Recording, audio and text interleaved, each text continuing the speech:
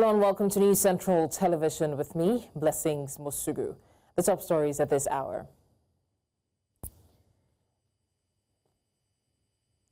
African Democratic Congress says the newly formed coalition does not have a preferred presidential candidate ahead of the 2027 general elections. Joint Admission Matriculation Board sets 150 UTME cutoff for varsity's 16 years minimum age. Joint admission. We'll bring you the details in a moment. The interim national chairman of the African Democratic Congress, David Mark, has stated that the party's interim leadership has no preferred presidential aspirant. In a statement released by his media team on Tuesday in Abuja, Mark emphasized that all party members are equal stakeholders, and this comes as key figures in the ADC coalition, including 2023 Labour Party presidential candidate Peter Obi and former All Progressives Congress presidential aspirant Rotimi Amechi, have declared their intention to run in the 2027 presidential election against President Bola Tinubu. Now, former People's Democratic Party 2023 presidential candidate Atiku Abubakar has also hinted at a fresh bid. Still talking politics, in the meantime, Special Advisor to President Bola Tinubu on Policy Communication, Daniel Bwala, says the African Democratic Congress, the ADC coalition, will implode within 6 months due to a dearth of ideology. Now, speaking in a televised interview, Bwala said Dati Baba Ahmed, vice presidential candidate of the Labour Party in the 2023 elections, sensed the looming crisis. On July 4th, Baba Ahmed said the battle for the presidential candidate could pose a major challenge for the ADC, warning that the excitement trailing the coalition should be managed and the citizens should not be consumed by it. He added that unlike the current coalition, the 2013 All Progressives Congress, the APC alliance, viewed former President Muhammadu Buhari as the anointed presidential candidate long before the primary election. Now, to further discuss this, I'm being joined by Chief Peter Ame, former National Chairman, Inter-Party Advisory Council, IPAC, and National Secretary, Coalition of United Political Parties, CUP. Thank you so much, Chief Ame, for joining us. Thank you for having me. An absolute pleasure. All right, Chief Ame, if I may ask, what's your take on Daniel Bwala's claim that the ADC coalition will implode within 6 months due to a lack of ideology? Sincerely, I wouldn't have want to join issues with Daniel Bwala because over a short period of time that he got into Nigerian politics, he has been inconsistent. He has been, moving from one place to the other. I've been in this politics for a while. I've been many things in the party sector because my area of specialization is within the party administration, where I've done state chairman, state ward chairman, local government chairman, national organizing secretary, and national chairman of a political party, where I also went to be the Inter-Party Advisory Council. So it's about consistency. It's about people who say one thing and mean what they say, and not people who say one thing and then mean another. So I would have really wanted to avoid taking him on a serious note because of the things he has said about the past, that those who support APC, we should be checked for mental illness, and that anybody who joins APC will never become insane. So it is clear that he does not know what he's talking about, this coalition. This coalition is being put together by men of a high pedigree, people who have serious experience in the political journey and private sector driven experience, and who are committed to trying to rescue Nigeria from the recklessness that the APC government since 2015 have brought to bear on the leadership of this country, where our GDP had dropped nosedive to $100 something billion US dollars, where we have 76.5% of people in rural community living in abject poverty. We have 41.30-something% of people in urban community living in abject poverty. So you have an issue that even the corruption perception interest, which he should be speaking about and telling Nigerians what they are doing about corruption in Nigeria, where they are hiding file of the NDDC audit, where you have a situation where the corruption perception index is 146/180. So you have a challenge. And this challenge is not something the government is talking about. The government is busy chasing nothing, chasing opposition leader that are trying to make sure they do what is necessary as enshrined in the constitution of the party, political party, from section 222 to section 2210, where it simply stipulates that there shall be multi-party democratic system in Nigeria.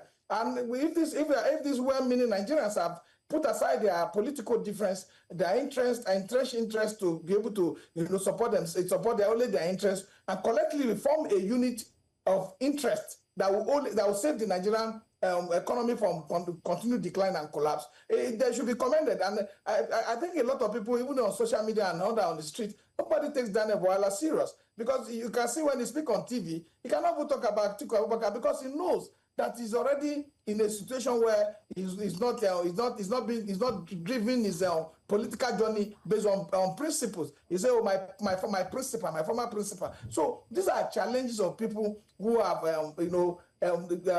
deficit in character, and it should not be used as a yardstick or to measure the survival of any political group or political party. So this political party, people are here are far richer in the sense of commitment to nation building than what Daniel Bwala.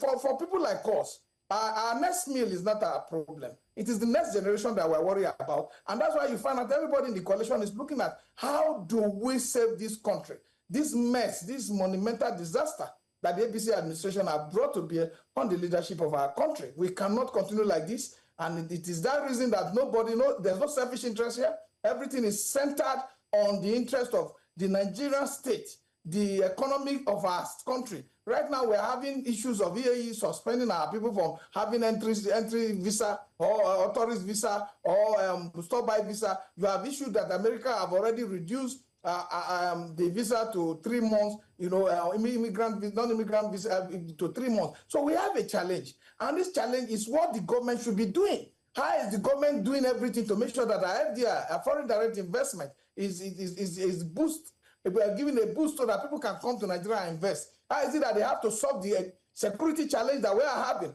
Because without solving the security challenge, nobody's going to put his money where his life will not be secure, where his business will not be stable. Because even the Constitution defines the primary purpose of governance as security and welfare of the people. So where is the security? It's not there. Where is the welfare? It's not there. Policies are hastily put together. Policies are done in a rush manner, an impromptu basis that no longer has policy backing to be able to give to Nigerians the necessary benefit of good governance. All right. The statement of Dati Baba Ahmed about the APC's coercion around Buhari's candidacy back in 2013 actually got me thinking, how crucial is having a clear frontrunner to a coalition success? I've said it in a lot of public forums, and I've said it to friends and to people who care to listen.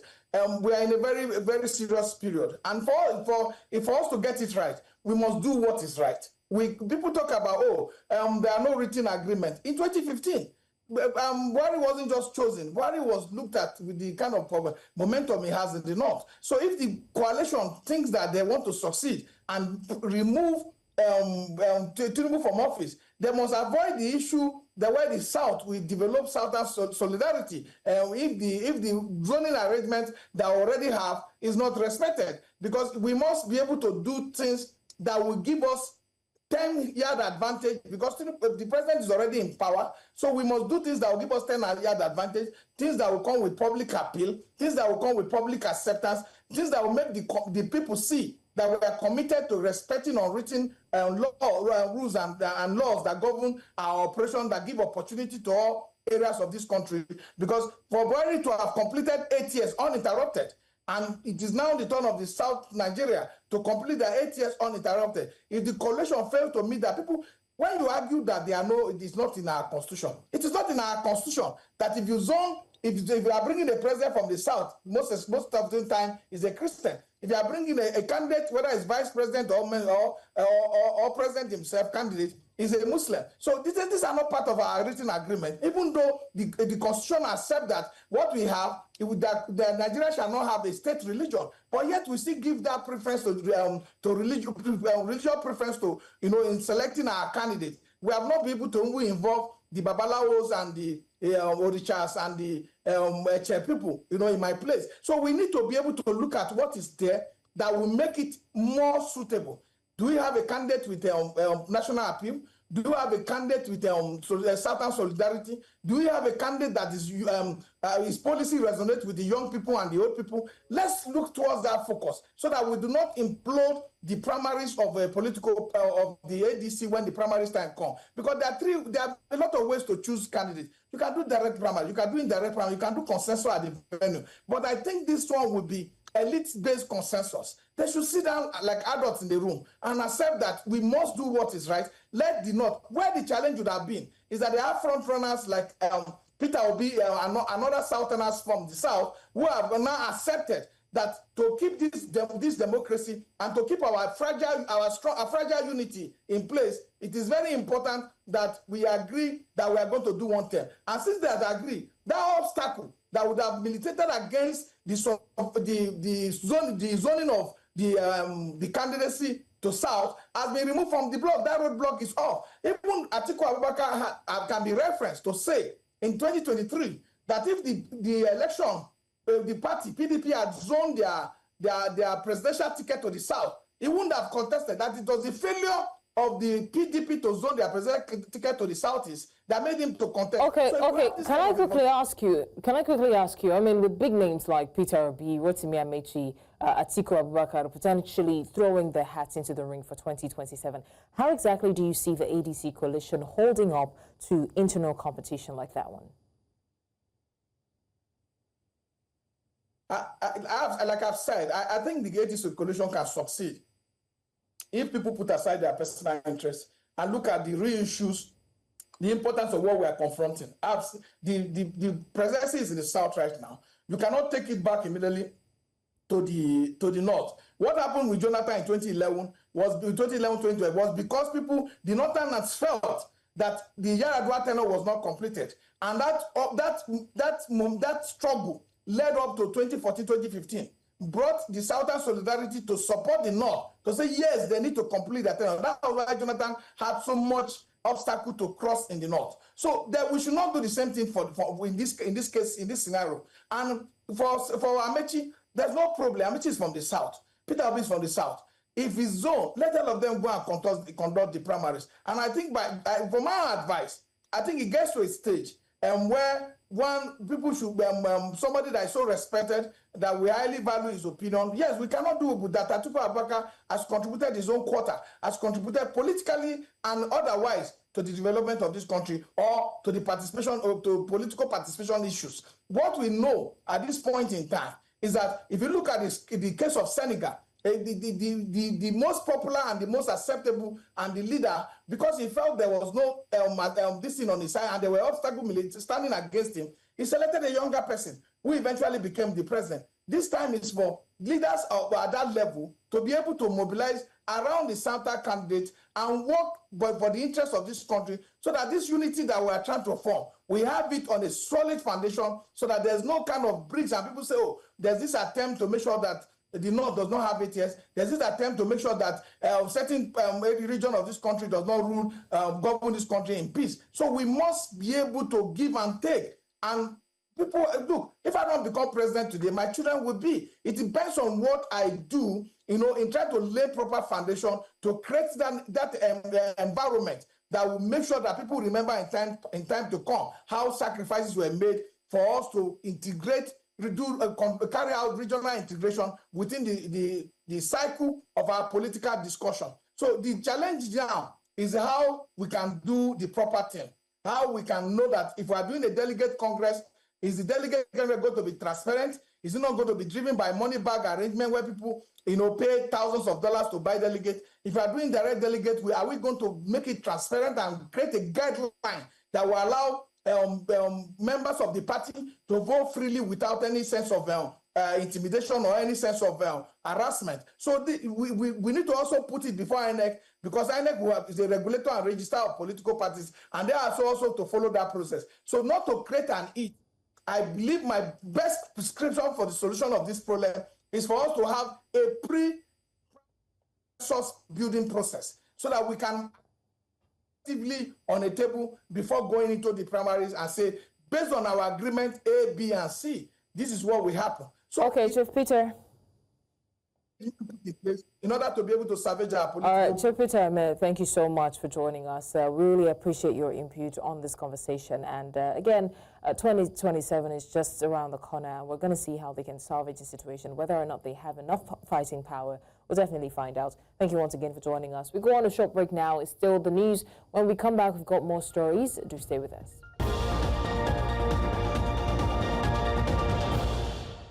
Still live with us on the news. Many thanks for staying tuned. Now, a coalition of civil rights groups staged a protest at the Federal Ministry of Works Glass House in Obalende, Lagos, over alleged illegal demolitions linked to the Lagos-Calabar Coastal Highway project. The protesters demanded the immediate production of Obanla, reportedly abducted by soldiers from the Winhome site, accusing Minister of Works David Umahi of abusing power. They also called for adequate compensation and resettlement for displaced landowners affected by the new route.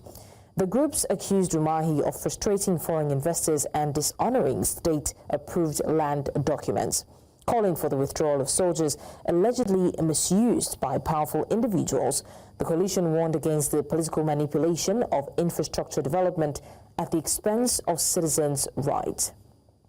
All right, now to further discuss this, we have News Central's correspondent Israel Iferobo, who joins us now to give us more update on the development. Israel, thank you so much for joining us. What's the update on the protests around the area, and where are you right now? Well, thank you so much for having me. We are right now at the Federal Ministry of Works here in Obalende in Lagos.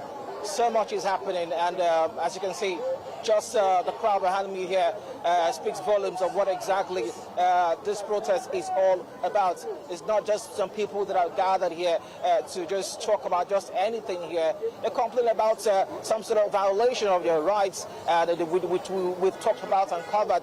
The construction of the Lagos-Calabar Coastal Highway, which is one of the legacy projects of this administration. They have come here today to the Federal Ministry of Works in Lagos to demand for some sort of justice, calling out the Minister of Works, Senator David Umahi, over some alleged infractions here and there. We do know that the Minister of Works have come out to say times over and over again that they had the right of way, that they had all the documents, that they did everything by the book to ensure that no one is legally taken out of business, taken out of their properties. But the people here today are saying something different. Well, I won't just be the one here trying to explain what is happening. We have all of them right here, and I will be speaking to them shortly to give us more insights to why exactly they are here today, to look at this particular story. So just come in right now. So let's have you. Thank you for talking to News Central TV. Talk to us now. What is today about? First of all, let's meet you. My name is Comrade Declan Hekairi. I am the National Coordinator Activists for Good Governance. I'm also a member, a Nigerian that is against oppression. Now we're here today to send our message to the Honorable Minister of Works, who was duly appointed by Mr. President as a Minister of Works in this country. Of recent, we are aware of the coastal road construction. We are also aware of the fact that so many houses were destroyed. We are also aware that there was no compensation. What I mean by no compensation, when you say you're giving 1% out as a compensation, is as good as nothing. And you cannot give out the compensation without negotiating with the real people who are the victim of those places. And we're also aware of the fact that in the course of the struggle, a Nigerian, one Mr. Obanla, who was supposed to be a security within the axis, was abducted by the army under the presence and the understanding of Mr. Minister. And so what we're saying today is that justice for the people whose houses has been destroyed, and moreover, is a negative understanding to investors who are outside this country, who had put in so much money in those areas in order to put developmental projects in the area, and their life has been shattered as a result of that action. And so we are saying to Mr. President, you should call Dave Umahi to order. You should call him to order immediately, or else Nigerians will go on the street the more. there is a lot of right abuse that has been carried out under the cover of the construction of coastal road, and we're saying enough is enough. So we have come here today to present a letter through the federal minister, the controller of works, to the Minister of Works in order to be taken to Abuja. What we are saying is that once we give out the letter, they should be rest assured that very soon we'll be in Abuja to also meet the minister himself. Talk to us about about Obanla that you just said was abducted. Talk to us about that. Oh. Yeah, Obanla that was adopted happens to be a security man. How do you know he was abducted? He was abducted because we saw him. People saw him when he was abducted by the soldiers. And it was the minister who ordered. I think he was there. How do you know the minister ordered this? He was there. He was there. He saw when the guy was abducted. And people were shouting. But were you there? Oh, no, I was not there, but I was informed. I reliably believe what I was told by Nigerians. Until today, Obanla has not been seen. And moreover, this is the first time in the history of administration that I'm seeing a minister being led by soldiers. I know ministers should have been having police as their only, but you see a minister of works having battalion of soldiers. That to show you that is out to step on the toes of Nigerians. And so enough is enough. Enough is enough. Umai should rather concentrate on other developmental projects. For instance, we're here today. This is Lagos office of the Federal Minister of Works. You can see the building. The building is so dilapidated. Why didn't he concentrate in making this place befitting for the people working here? So what are your demands today? Demands are simple. Compensation, real compensation to those whose land has been taken over by the federal government. Secondly, Obanla should be released immediately. Thirdly, we are saying the military men attached to Umai should be withdrawn with immediate effect. He's not supposed to be. He's not the commander-in-chief of the armed forces. Why should he be having soldiers all around all the time he's moving? That shows he's out to step on the toes of Nigerians. So enough is enough. Thank you very much. Well, there you go. Well, we also do have the representative of the Federal Ministry of Works here in Lagos who also wants to speak to us. If we can just quickly, talk to him as well. Can you just get us the representative so we can talk to him as well? Well, there you go, Blessings. This is exactly what they are talking about. This is the pulse of the people right now, and they are saying that Obanla must be produced, that he was abducted, using that words now, because you heard me asking him the question, were you aware? Were you there? He said he was told. So this is exactly what is happening here in Obalande at the Federal Ministry of Works here in Lagos. So much happening. They say they will not leave this place until they are properly addressed by a representative from the Federal Ministry of Works here in Lagos. So for now, this is the much that we can take. We're trying to get hold of the representative of the minister here in Lagos. So we're yet to do that. But if we can get that one across, we'll get back here on the air and let you know. Blessings. All right, Israel Eferebo, thank you so much. That was a live report of the Lagos Coastal Highway protest and the allegations of abduction of Obanla. And like Israel has said, they're trying to reach those in the ministry over there so we can have a proper conversation with them. But in the meantime, let's go now to the next story, which is centered around security matters. A major highway in Katsina State has now been declared a no-go zone by transport workers after a surge in deadly attacks by bandits. The Dutsinma branch of the National Union of Road Transport Workers has officially blacklisted the Turare Yantumaki Maraba Kankara route, calling it too dangerous for commercial vehicles.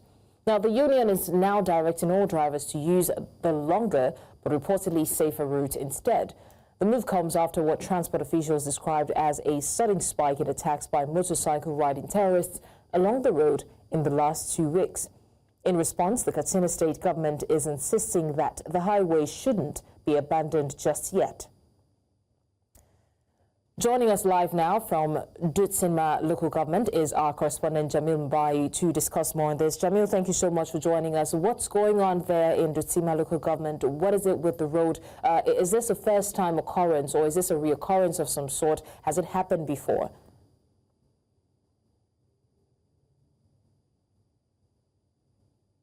Well, something like this has never happened. It has never happened, since.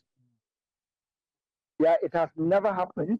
And this is the first time we're seeing calls by road union workers calling on motorists to suspend traveling via this route. And I'm currently in Guatemala, and this is one of the roads where the road is infested by activities of the bandits. And I have been able to talk to some of the motorists and drivers, and they spoke to me off camera, and a lot of them are scared. They don't want to expose their faces. And coming to do some, I got to realize that the leader of the road union workers was detained by police, and he was released after a day, and he was deposed from the position. And again, joining me to have an insight, of how this road and how it affected the people here directly is one of Dusama residents who is here with me. If you can just allow me so that I can just ask them a few questions. Me sunanka? Sunana Malam Hussein. Okay, Malam Hussein, ya za ka bayyana magana wannan hanyar wurin rashin tsaro musamman na gaskiyar nan? Gaskiyar magana wannan hanya ce kuma hanya ce wanda yake kan wannan hanyar in dai yana da tsaron yana saman wannan hanyar da kuma mutanen da ke tsaron bisa sun san wannan hanya ce wadda babu su. Ya yi affectin noman ku ko kasuwanci ko na abu? Magana gaskiya ya taɓa kasuwancin al'umma da kuma neman don yanzu haka magana da muke ma akwai gonar ma'aikata da neman wajen kusan shekara 5 kenan ko shida muna ci muna da riba da kuma. Okay. Just brief of what he says. He says for the past 5 years, this road, people, hardly follow it because of the banditry activities on the road.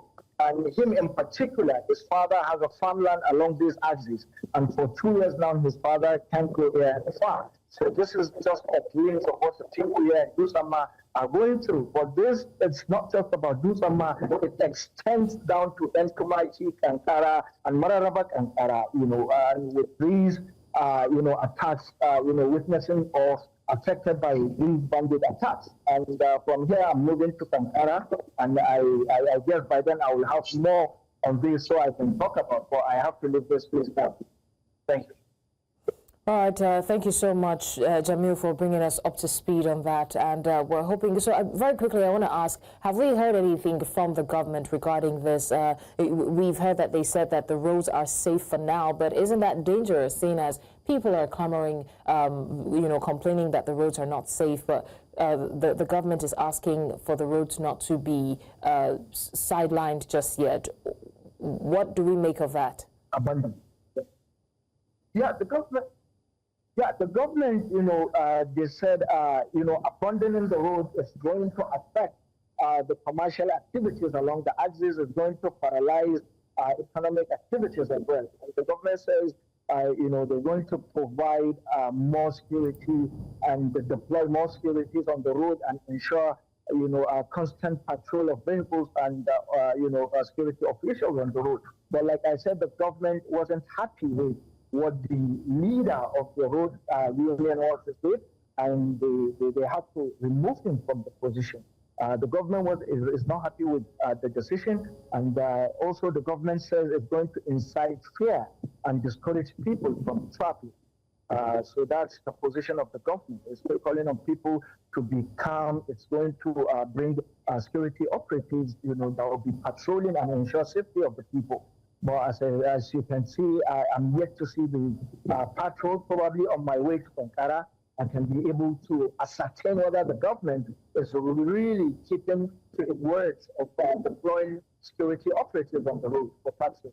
All right, Jamil Mabai, thank you so much. That's Jamil reporting live on banditry in Katsina State and the government response as well as the people's cry on that particular road. Thank you once again, Jamil Mabai, for bringing us the update.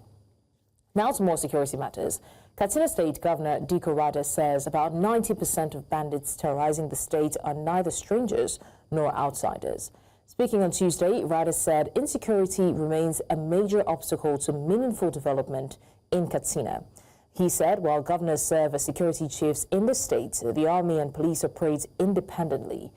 The governor also said to bolster security efforts, the state created a local outfit composed of youths drawn from areas affected by banditry.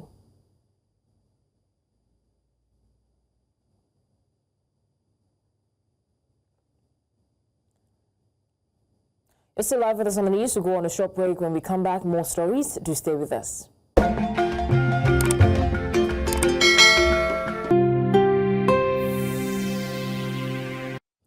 And thanks for staying with us. Well, it's Wednesday, which means it's time for Prime Minister's Questions, the weekly political showdown in the UK's House of Commons.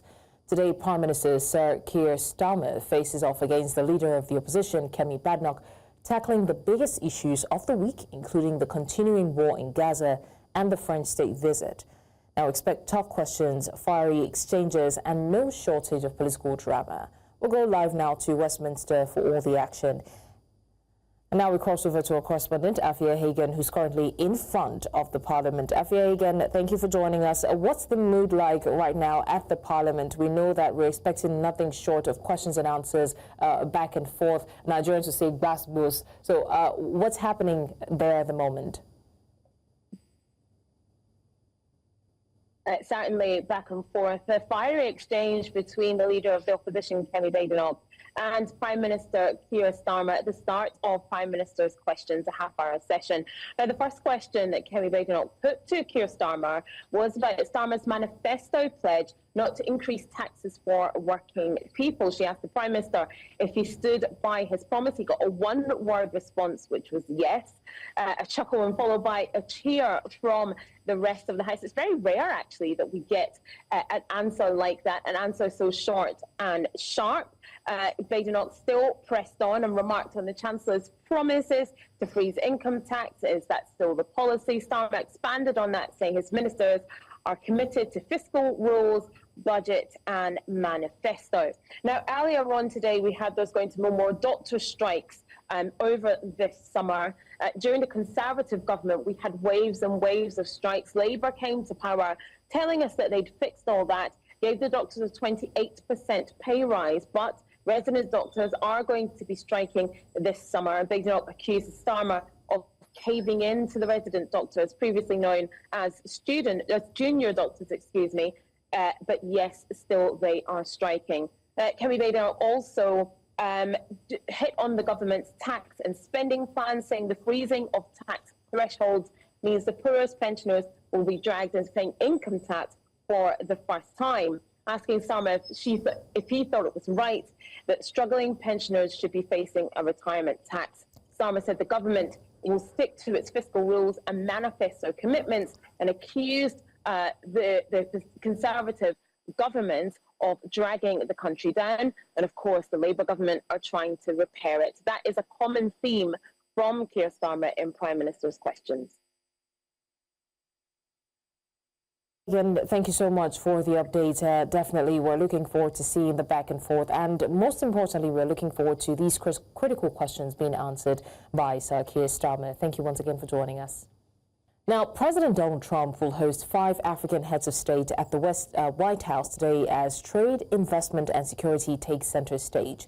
The presidents of Senegal, Liberia, Guinea-Bissau, Mauritania and Gabon, all coastal West African nations, are meeting for a working lunch in the state dining room. And while the official agenda remains vague, leaders from the region say they're pushing for economic partnerships over traditional aid. The meeting comes up just days after the Trump administration shuttered U.S. aid, declaring an end to the charity-based model of U.S. foreign engagement. Liberia's President Joseph Boakai says he is seeking long-term investment, not handout. Gabon, meanwhile, is eyeing industrial growth and trade synergies.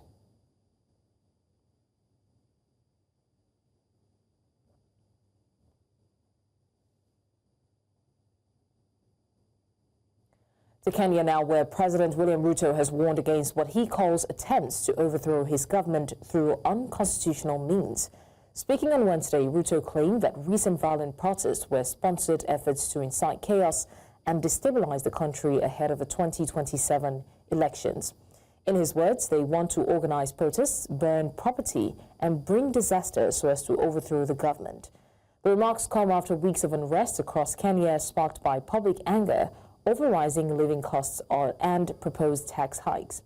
Now, Ruto urged citizens to reject violence and support peace, insisting his government remains stable and in control. I want to tell those characters, the ones who are telling us, giving us lectures, that they can change this administration using unlawful, using violence, using unlawful means before 2027. Let them try.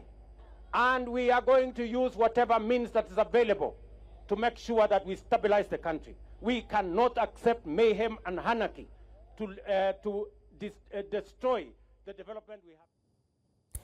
Now, anti-migrant groups in South Africa are blocking foreign nationals from access. Health facilities are becoming battlegrounds for exclusionary healthcare. The groups are demanding that South Africans be prioritized for economic opportunities and services such as healthcare over undocumented migrants whom they want deported. They contend that foreign nationals are burdening the country's health system to the detriment of locals.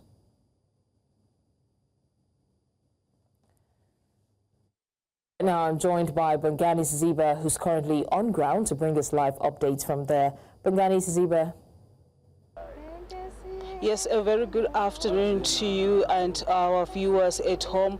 The fight by South Africans continues. As you know that in the morning we were at different hospitals, clinics where Operation Dudula was turning away illegal foreigners from the clinics, saying that they are taking medications in these clinics and selling these medications, and also that they are occupying spaces that are meant for locals, that is the South African citizens. Now I'm here at the human rights offices where a group of also individuals are here also contesting about what the illegal foreigners rather are doing, taking spaces, and also they are also speaking about illegal foreigners in South Africa. But let me bring in Tebogo, the leader of this group, just to speak to us why they are here and their grievances.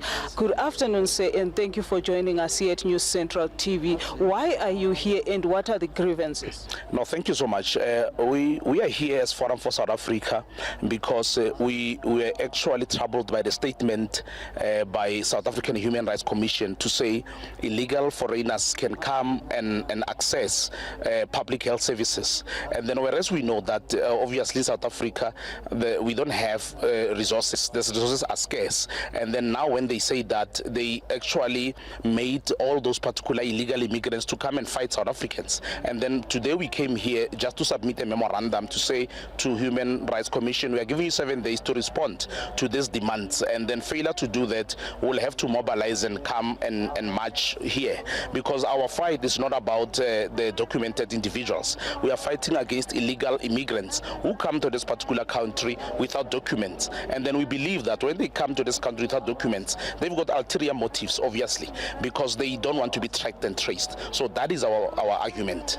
But also the human rights are arguing that anyone who is in South Africa has the right to health care.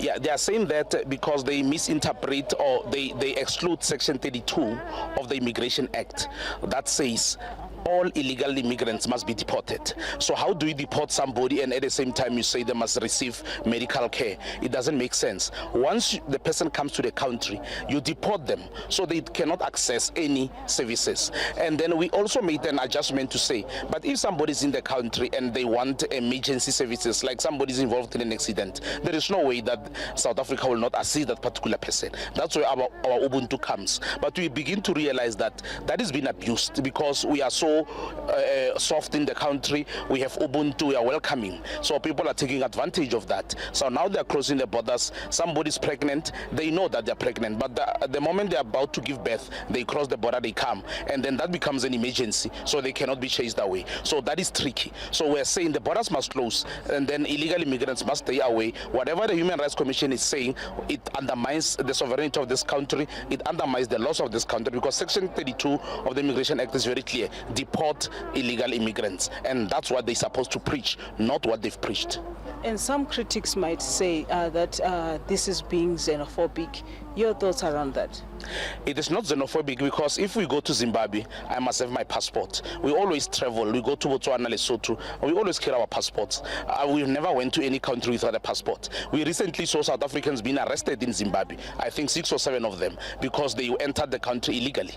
But nobody said it is xenophobic. It is only xenophobic when South Africa says you must go home or bring document. What is it difficult about to come with documents in the country? When we go out as South Africans, we have our own documents, and we expect that everybody comes with documents. Now you can't go to Mozambique without documents. You can't go to Nigeria. You can't go to Zimbabwe. Not any country that a South African or any other person can go without a proper document. Our issue is bring the document, because if it was xenophobic, it means we're also going to chase documented ones. But we are saying... Thank you so much, Bongani Ziziba. That was a live session on the healthcare system in South Africa. We're going on a short break now, and when we come back, we've got more stories. Do stay with us.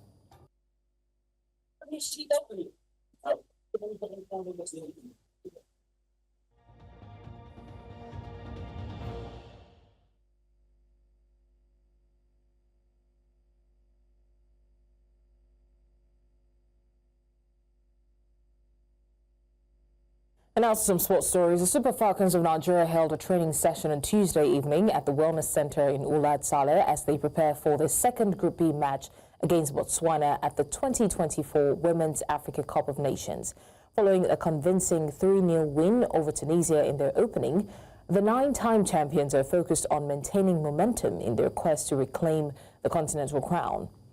Joining us now from Morocco is our sports correspondent, Onyechi Obaru, who tells us more about the preparation mood ahead of the game. Onyechi Obaru, good afternoon. If you can hear me, what is the mood like as they prepare for the game? Thank you so much, Blessings. We're at the Arabi Zuli Stadium in Casablanca, but at the moment right now we're having the press conference for both teams. That'll be having a clash tomorrow, talking about Nigeria versus Botswana, while Tunisia will take on Algeria. Of course, they're having their pre-match conference. Nigeria having theirs currently, but I have to give an update live on the news.